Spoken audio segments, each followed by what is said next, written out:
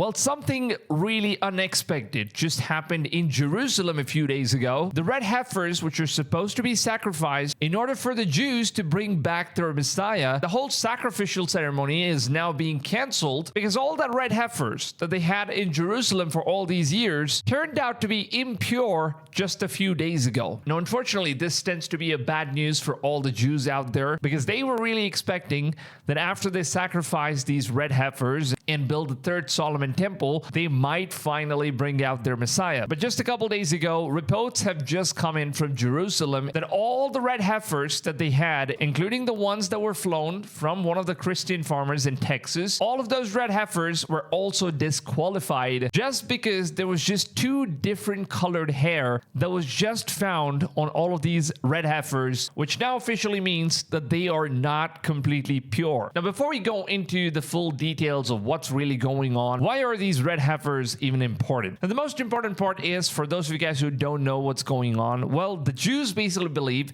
that if they sacrifice these red cows and use their ashes in order to cleanse their tools in which they're going to be building the third Solomon temple, which many believe that it's going to be in the same location as Al-Aqsa Mosque. But also there's another belief that there is another location that is right next to the Al-Aqsa Mosque, which is where they could be possibly building the third Solomon temple. Now, according to the Jews and also what it says in the scriptures of the Bible, it seems like once the third Solomon temple is built, that's where the Jews' Messiah is going to be showing up in the sky. And for Christians, they believe that it is going to be the second coming of Jesus. Now, in order to build the third Solomon temple, they of course need pure red heifers, which are supposed to be born and come to an adult age. And once they become a full adult, they are supposed to require 3 red heifers, and all the 3 red heifers are supposed to be completely red in color. And the only heifers which are going to be required for sacrifice are supposed to have complete red hair. So there's literally not supposed to be any other colored hair, not even a single hair that is supposed to be of different color. That is supposed to be rule number 1. And rule number 2, take a look at this. It must not have any blemishes or physical defects. And then there's also another criteria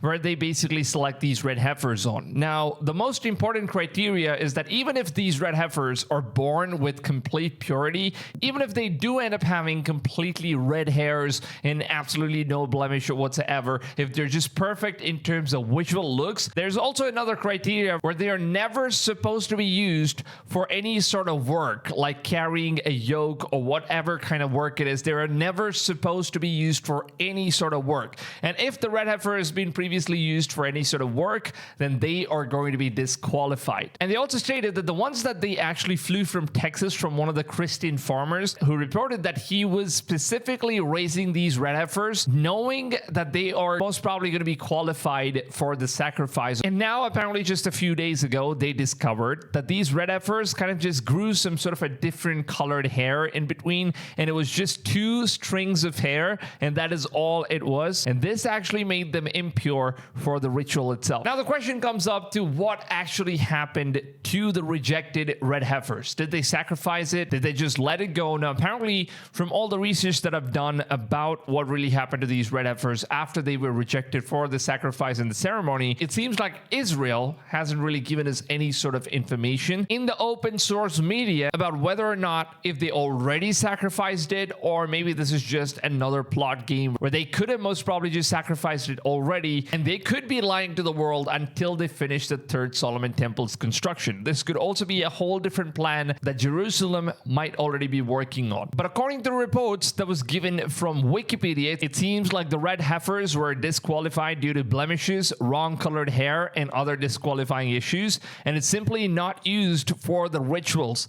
Now, it may then be living a regular life like any regular normal cows, and historically all previous candidates who were identified by the temple and they were rejected are most likely said to be freed so that they can just go ahead and live their regular lives like any normal cows would. But recently a new information just came in where they also showed a full video footage of a practice session where they already sacrificed one of the red heifers, which was rejected, which was not pure, by the way. So they were just kind of getting ready for like a practice session before like the main event starts, because these red heifers were coming to age, or maybe we never know. The sacrifice that they did was the actual original red heifer that they were supposed to sacrifice. And most likely, if they reveal this information to the world, then the Islamic countries are most probably going to be very angry at what these guys are doing, because obviously everyone knows in order to build a third Solomon temple, they need to break the mosque of Muhammad, which is the Al-Aqsa Mosque, which is supposedly located in the same exact place where the Jews want to be building the third Solomon temple. So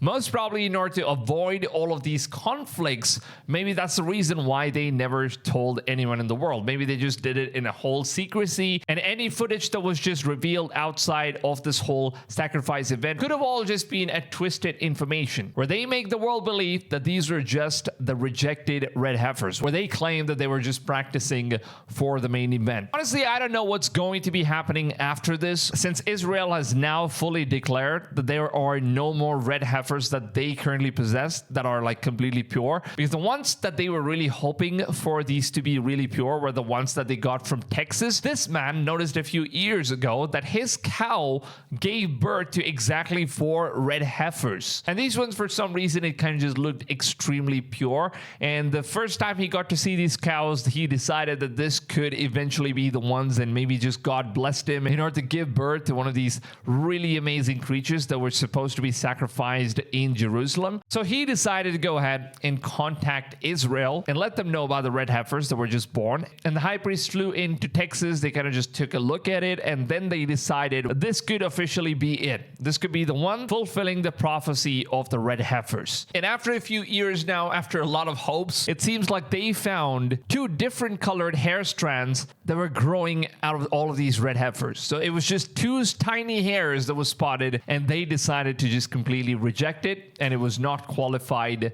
for the sacrifice. Now, obviously, we Christians know that the Jews' Messiah is supposed to be the Antichrist, because their Messiah already came 2,000 years ago. And obviously, like the prophecy says, like the Dead Sea Scroll says, they in fact rejected him, and they still believe that their Messiah hasn't yet arrived, and they need to do all of these sacrifices in order to get him back. Now, that's where we all differentiate in our own thoughts and our own religion, and that's where the Jews split up with Christians, and that's where the Christians split up with Islam. And all of these guys follow the same God, but at the same time, they kind of just got split into many different ideologies and misunderstandings, and that's basically what's going on with this world. So at least as of now, it seems like there is no longer going to be any sort of rituals or any sacrifices that's going to take place in Jerusalem. And if we do end up getting any new red heifers, then I will of course keep you guys updated with all of these situations, and I will let you know on what the Jerusalem Temple's decision is going to be, because now it seems like they're going to come out and give an official statement and let us know on whether or not what they're going to be doing next after the red heifers. The only hope that they had for all these years is now officially gone. So it's going to be a very, very interesting take to see what's really going to happen. I would really love to hear your thoughts down below in the comments. And also, I would absolutely encourage every single one of you guys that are watching this video to please go ahead, share this video with as many people as you possibly can. Share it with your friends, with your family, and anyone that you love, because people need to know these messages. They need to know what's going on in the world. They need to know how things in the biblical prophecies are indeed coming true, and some of these things are being rejected as well. So you sharing these things could eventually let a lot of people open their eyes and see the real truth. So it's going to make a lot of difference. And also, if you guys did go on and enjoy this video, please make sure to go ahead, leave a big fat like on this video, and also leave a comment down below, because that way the YouTube algorithm thinks that you guys have enjoyed the video, you also interacted with it, so the algorithm starts showing this video to more people, so that people can now watch these kind of content instead of all the content that promotes the devil on the internet, because everything around us is obviously very satanic. And I think it's really important that some of the creators need to go ahead and share some information about biblical stuff as well. So it's only possible if you guys could just go ahead, show your support. And with that being said, I would love to hear your thoughts down below in the comments. And until then, I will see you guys on the next one. Take it easy, fams, and goodbye.